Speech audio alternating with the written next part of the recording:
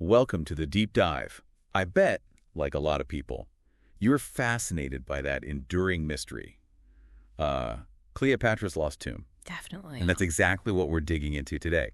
We'll sort of guide you through the search, the ongoing efforts, give you the key stuff without getting bogged down in, super academic talk. That's the idea. We want you to feel like you're almost there, seeing what the archaeologists are seeing. Our main source here is that National Geographic documentary, Cleopatra's Lost Tomb. Oh, yeah, the full episode. Yeah, and it gives a really great sort of immediate view of the discoveries and the methods they're using to tackle this incredible historical puzzle. Right. So the mission today, really, is to get a handle on the different ways people are trying to find her tomb and also understand the history behind why it's such a big deal. Yeah. Okay, let's get into it. Where should we start? Well, when we think about Cleopatra, the last pharaoh, it's probably good to know where Egyptian royals were usually buried before her time, right? Absolutely. That's crucial context. You need to understand the shift. For centuries, especially during the New Kingdom, the Valley of the Kings was the place. Right, near Thebes, Luxor now. Exactly. It's this amazing network, like 65 tombs hidden away, carved right into the hills there. And the documentary points out something interesting.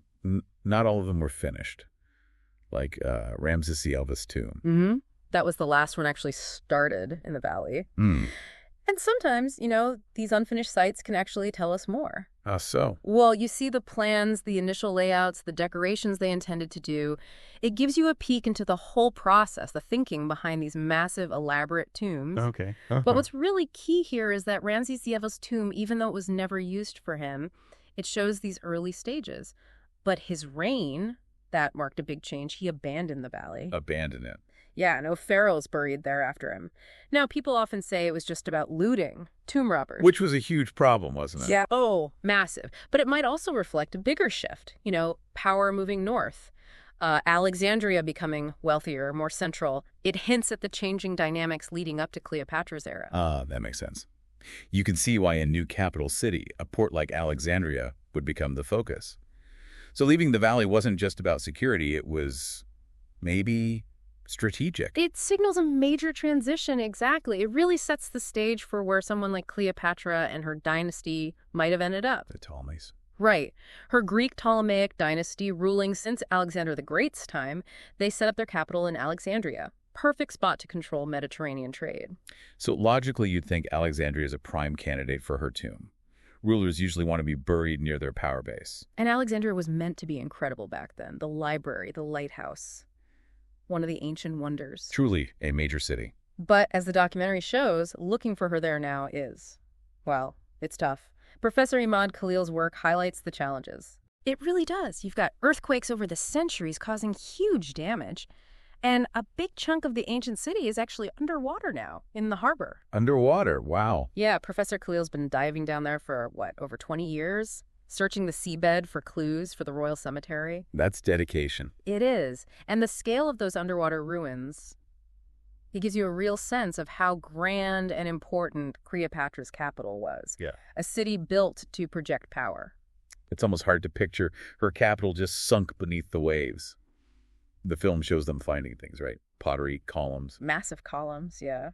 Even what they think might be part of the lighthouse doorway, it really drives home the grandeur that's lost. So what Khalil's work basically does is confirm, yes, this amazing city was here.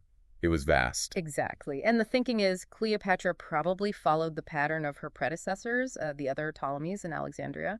They likely had a royal cemetery within the city. Makes sense, right? Keep your tomb close to where you ruled. Okay, but what if she's not in Alexandria? Not under the water?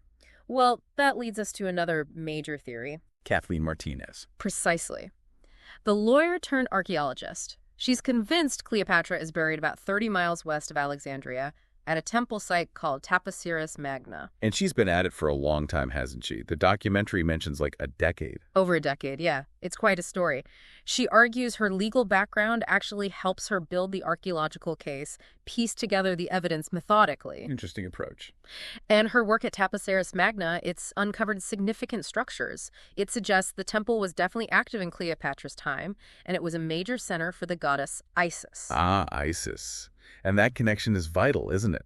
The documentary brings this up with Colleen Darnell talking about the Temple of Dendera. Yes, those depictions are crucial. You see Cleopatra shown as Isis, wearing the goddess's headdress, standing with her son Caesarion.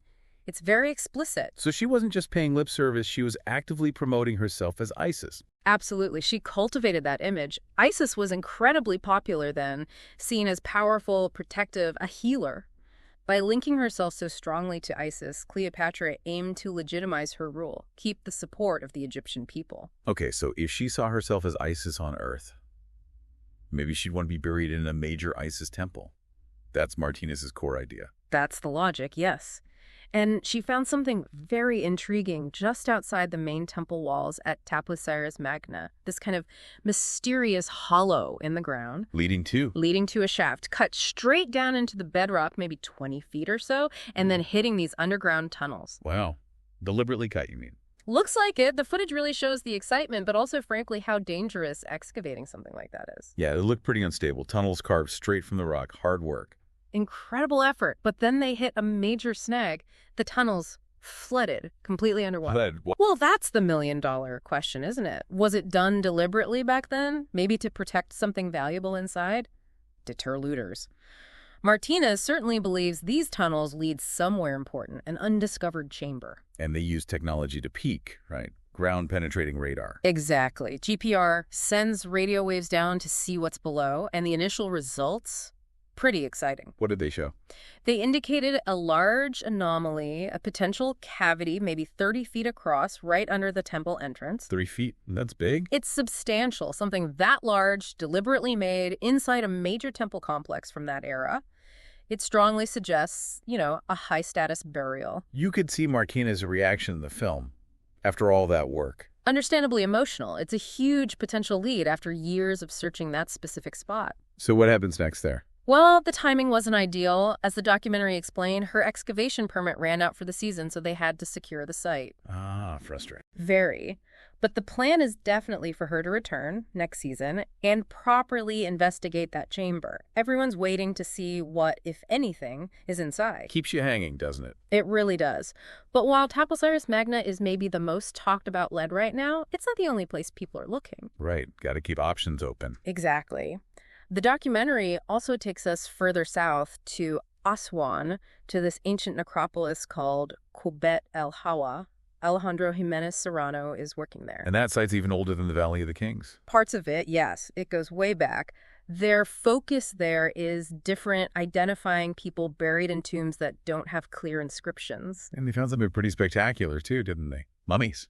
2 mummies, yes, in quite good condition, and alongside them, this incredibly beautiful golden death mask, cartonnage, it's called. Made of linen and plaster. Yeah, layers of linen or papyrus soaked in plaster, molded to the person's face.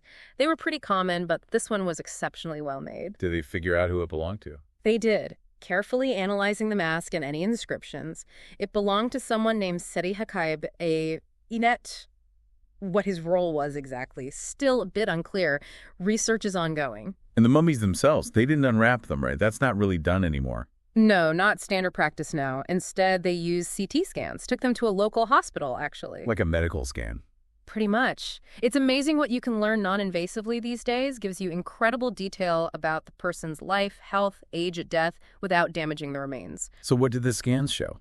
Well, one was a man, lived to be over 60, which was quite old for the time. The other, surprise, turned out to be a woman. Interesting. But maybe the most amazing find within the scans was an amulet, a scarab beetle amulet, still in place exactly where it had been put thousands of years ago. Wow. The scarab beetle, that's the symbol of rebirth, right? Rebirth, regeneration, protection for the soul in the afterlife. Hugely important symbol. Finding it still there, perfectly positioned after millennia. It's incredible. It really shows how much care went into these burials. Immense care, yeah. And deliberate intent. These amulets weren't just decoration. They were believed to be functional, to actively help the deceased navigate the dangers of the afterlife, pass the judgment. It all ties together. The life, the death, the beliefs, the symbolism, which kind of brings us back to Cleopatra, doesn't it? It does. The documentary revisits John and Colleen Darnell in the Valley of the Kings, looking at Seti VI's tomb this time. And they focus on the goddess Wadjet. The cobra goddess, protector of pharaohs, a really powerful symbol of Lower Egypt and kingship. And the connection they make. Yeah. It's to the story of Cleopatra's death. Yeah. The snake bite. Exactly, that enduring legend. Suicide by the bite of a venomous snake, an asp, likely an Egyptian cobra. Wadjet was often depicted as a cobra. So the idea is her choosing that way to die wasn't random. It was symbolic. Highly symbolic, yeah. The suggestion is, by choosing death by the cobra, she was deliberately powerfully linking herself back to that deep, ancient, royal Egyptian tradition and symbolism, especially facing the Roman takeover. A final statement about who she was. Not just a Ptolemy, not just Greek, but tied to the very essence of Egypt. Precisely. It reinforces that image she cultivated, deeply connected to her Egyptian heritage, even as Rome was closing in. So wrapping this up, it's clear the search for Cleopatra's tomb is, well, it's complicated. Lots of different efforts. Must be multifaceted. We've got the underwater searches in Alexandria, Kathleen Martinez's long quest to Taposiris Magna, Right. with that tantalizing radar hit. And the insights we gain from studying other sites, like Qubit el-Hawa, about burial practices and beliefs from different eras. And yeah, her tomb itself, the actual location, it's still elusive, still a mystery. It remains one of history's great unsolved mysteries. But all this ongoing work, all these excavations we've talked about, they're constantly adding pieces to the puzzle. Not just about Cleopatra, but about ancient Egyptian life, death, their worldview, their potent use of symbolism. Including Cleopatra's own very clever use of it. Absolutely. Which maybe leaves us with a final thought. Here was Cleopatra, this incredibly powerful woman in, let's face it, a mostly male-dominated ancient world. Think about how she used that symbolism, how she made alliances, how she built this image, this powerful persona to hold on to power. She was a master strategist. And that image still fascinates us, doesn't it? It fuels this whole mystery about where she ended up. So maybe the question isn't just where is her tomb, but what does our obsession with finding it say about us? About our fascination with power, with legacy, and with the secrets the past still holds.